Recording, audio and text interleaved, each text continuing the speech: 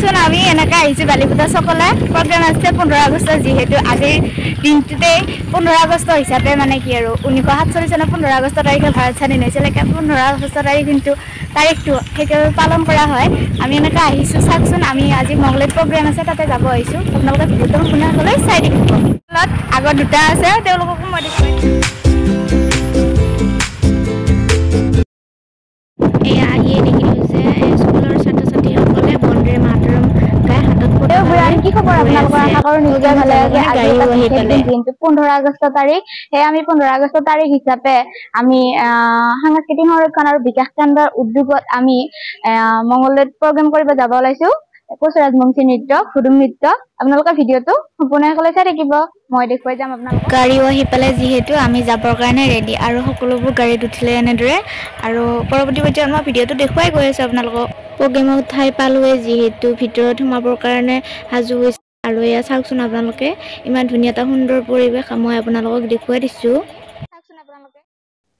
এয়া আমাৰ নৃত্যশিল্পীসকল চাওকচোন ইমান ধুনীয়াকৈ সাজি কাচি আহিছে এওঁলোকে। এয়া ব্ৰেড মাৰিলৈ যিহেতু আমাৰো নৃত্য আৰম্ভ হ'ব। আমাৰ যিহেতু নৃত্য আৰম্ভ হ'বই সেইবাবে এনেদৰে শাৰী পাতি লাইন হৈছে চাওকচোন ইমান ধুনীয়া দেখাইছে। এওঁলোক দুজন হৈছে আমাৰ নৃত্য দলৰ প্ৰশিক্ষক গজেন্দ্ৰ ডেকা আৰু মন্টু ডেকা। এয়া মিউজিক পাৰ্টিৰ লগত ময়ো বহিছোঁ গান গাম।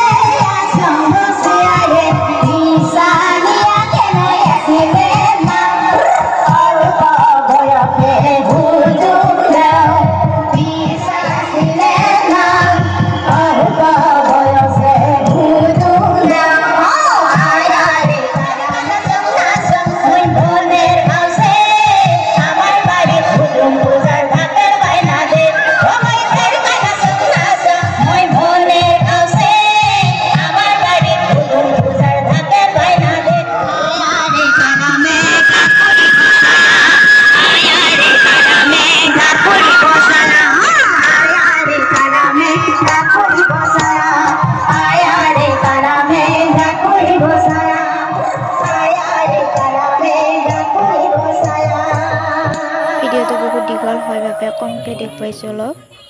আমাৰ নৃত্যও শেষ হ'ল যিহেতু আজি বহুত গৰমো পৰিছে। গছৰ তলত অলপ জিৰণি লৈছে নাচি উঠাৰ পিছত। আৰু পৰিৱেশটো চাওকচোন ইমান ধুনীয়া দেখাইছে, সেউজীয়া হৈ আছে গোটেই পৰিৱেশটো। সকলোৱে লগ হৈ আইচক্ৰীম খাওঁ আৰু এনেকৈ এওঁলোকে খোৱা দেখা পাই ময়ো খাব ল'লোঁ। আৰু যিহেতু বহুত গৰম পৰিছে আজি আৰু বাইদেউজনীয়ে খাবও লৈছে, চাওকচোন আপোনালোকে। আৰু ভিডিঅ'টো কেনেকুৱা পায় কমেণ্টত লিখি জনাব। আইচক্ৰীম খোৱাৰ মোচন চাওকচোন এওঁলোকৰ। আৰু আজিৰ ভিডিঅ'টো ইমানেই আছিলে।